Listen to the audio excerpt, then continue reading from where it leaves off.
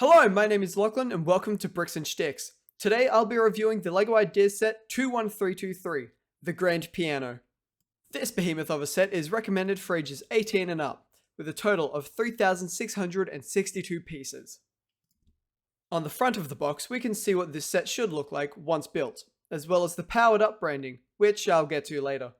Moving around to the top of the box now, we can see this set's 1:1 scaled piece, which happens to be none other than the elegant gold ingot. As we progress a little further, we get a close-up of the same image from the front of the box, zoomed in on the keys. Just quickly looking at the left side of the box now, we've got an amazing image of the piano, this time with a close-up under the lid.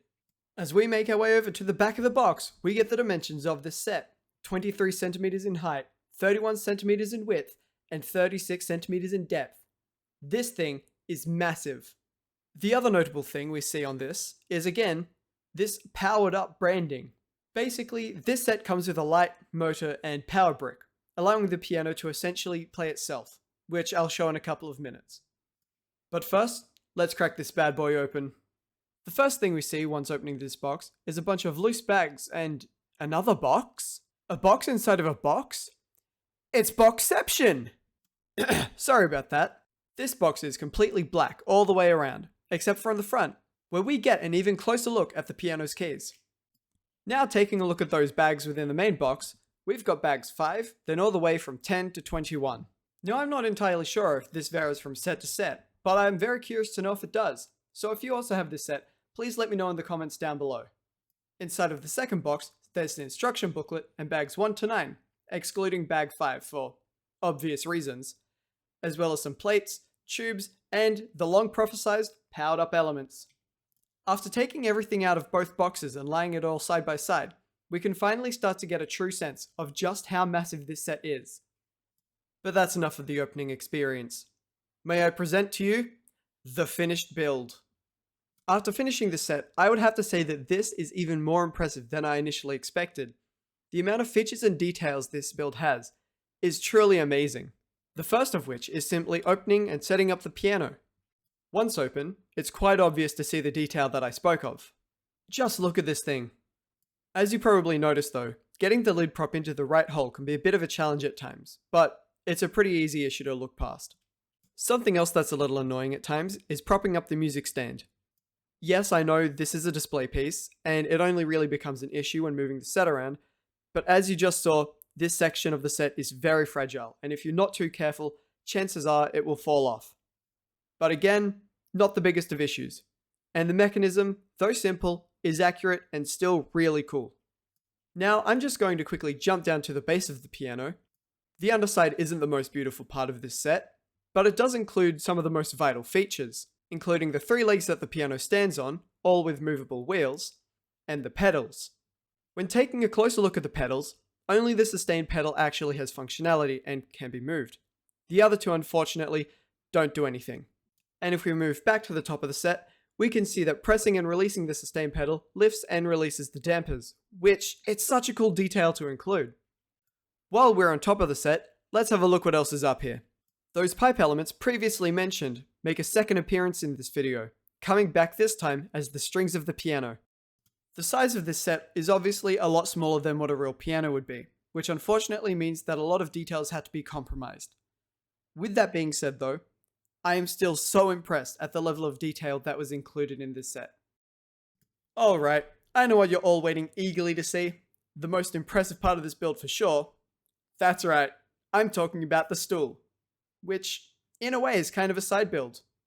In all seriousness now, this stool was so much cooler than I first thought it would be. The build itself was really enjoyable, with heaps of clever techniques that kept me thoroughly enticed throughout the entirety of this last bag of the set.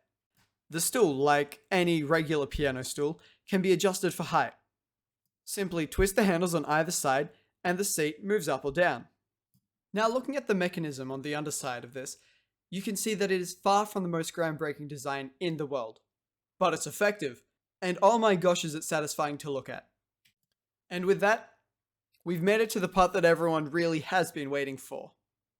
The part where I show the piano actually being a piano. As mentioned before, this set is more than just a gorgeous display piece. It can actually play itself. Well, kind of. Let me explain. Throughout the instruction manual, you, the builder, are told to download this app on your mobile device called Powered Up. This is the same app LEGO uses for some of their other sets, including the powered up parts, such as the Droid Factory and several different trains. Once you've downloaded and opened the app, you're given a range of sets you can choose from, but for the purposes of this video, we'll be sticking to the piano. After selecting your desired set, you're prompted to connect via Bluetooth to the power brick, located on the side of the piano. Once connected, you can choose whether you want to listen to or play the piano. I'll get to the playing feature in just a second, but for now, we're looking at listening. Within the listening menu, you can choose from any of the 20 songs that this app comes with, including an original composition by the fan designer of this set, Donnie Chen, titled Playday, which comes included in this set as a 6x6 printed tile. Once you've selected your desired song and hit play, the keys start moving. But very quickly, you start to realize that they aren't actually playing the piece. Instead, they're playing a pattern which was built earlier on in the set. It was a little disappointing at first to see that it wasn't playing the real piece, but it's still a really cool feature and it's easy enough to overlook. Now for my biggest issue with this set, and I know that LEGO doesn't really have a way yet that would properly accommodate for this feature on a set of this scale, but the so-called playing function is quite far from what the name suggests. For starters, the app only includes 9 songs for this feature, which, to be completely fair, it's more than fine. But my main problem with it is that you're not actually playing the songs. What happens is, when a note is pressed, it lifts up a long Technic rod which sends a signal to the app, letting it know that you pressed a note.